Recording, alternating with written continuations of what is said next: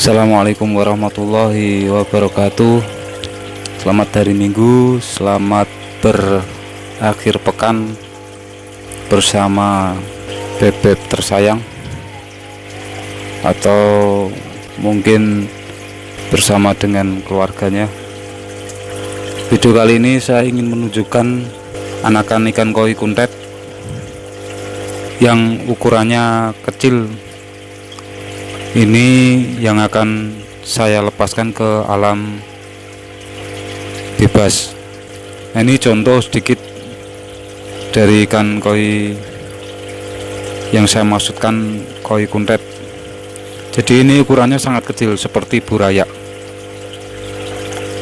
Alasan mengapa ikan koi ini harus saya lepas dan tidak saya pelihara atau saya keeping untuk saya jual nanti, alasannya sudah saya sampaikan sebelumnya, bahwa memelihara ikan koi kuntet itu kok menurut saya untuk sisi bisnis itu rugi, karena perkembangannya tidak, katakanlah, tidak normal atau terhambat. Lalu untuk ikan koi polosan, saya kemarin lupa video, sudah dibawa sama teman.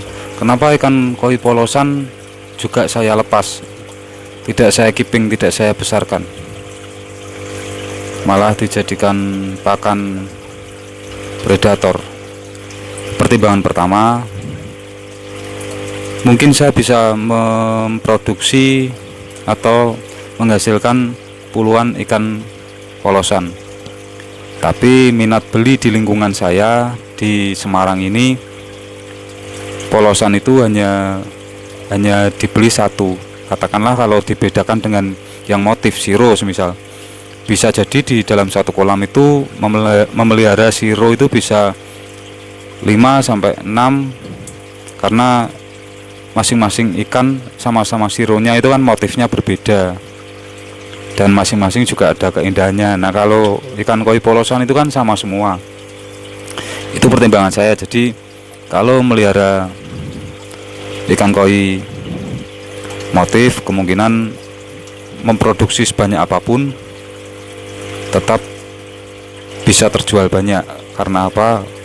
Karena memang itu menjadi penghias kolam yang karena keanekaragaman coraknya, motifnya. Sedangkan koi polosan seringkali satu kolam, walaupun orangnya melihara berpuluh-puluh ikan, biasanya polosannya cuman 1-2 aja. Otomatis nanti pengaruh di jual belinya, penjualannya itu agak sulit menurut saya. Ini saya mengukur dari terdekat saya di kota saya sendiri, belum menganalisa untuk pasar global atau pasar nasional nih. Saya masih menganalisa yang terdekat saja. Itu yang pertama. Yang kedua, mengapa polosan saya lepaskan atau tidak saya pelihara? Di sini itu aneh. Ikan koi polosan itu malah yang diburu sama ikan koi motif. Jadi sejauh ini saya belum menemukan ada ikan mati itu dari jenis ikan yang motif atau siro gitu, tidak ada. Yang mati 10-20 tiap hari itu hampir ada yang mati, dan itu semuanya polosan. Jadi khawatir saya itu nanti bangkai-bangkai dari ikan polosan yang mati itu nanti merusak kondisi airnya, menyebabkan amoniak dan lain-lain. Ibaratnya nila setitik rusak susu sekotangnya. Itu kenapa saya mending melepaskan ikan yang polosan itu tadi.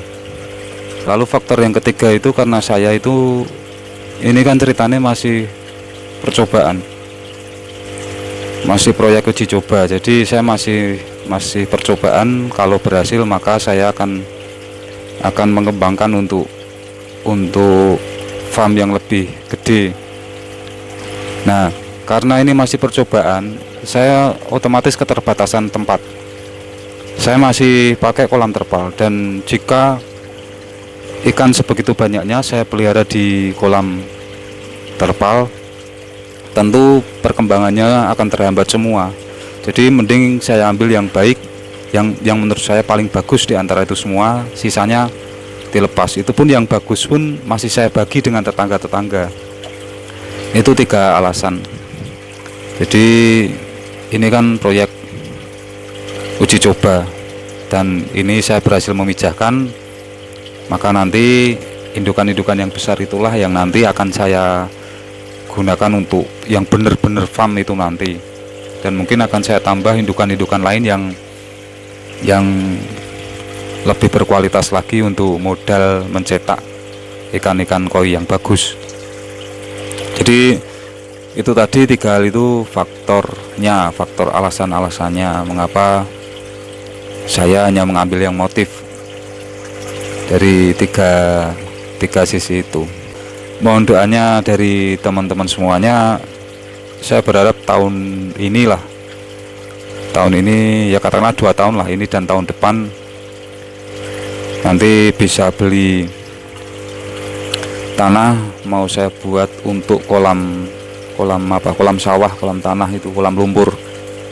Kalau memang kepepet saya ndak bisa, ya nanti sewa-sewa lah di daerah. Kalau di kota Semarang kan tidak ada, mungkin di kabupaten-kabupaten, bisa di daerah Bojo, Kendal itu, bisa di Ungaran, Demak, Meranggen, mungkin sekitaran situ. Kalau di kota Semarang sendiri ya jelas sudah tidak boleh, mungkin tidak boleh warga sekitar mungkin. Jadi itu tadi alasan saya mengapa ikan koi polosan saya lepas, tidak saya keeping. Dan saya hanya keeping ikan-ikan yang motif. Faktor kemampuan saya pun juga terbatas, jadi saya tidak mau kemaruk. Nanti khawatirnya kalau saya paksakan malah bubrah semuanya. Yaitu tadi, jangan sampai gara-gara nilai titik rusak susu sekotangnya. Sampai di sini video yang bisa saya bagikan kepada teman-teman semua. Wabillahi taufiq wal hidayah. Wassalamualaikum warahmatullahi wabarakatuh.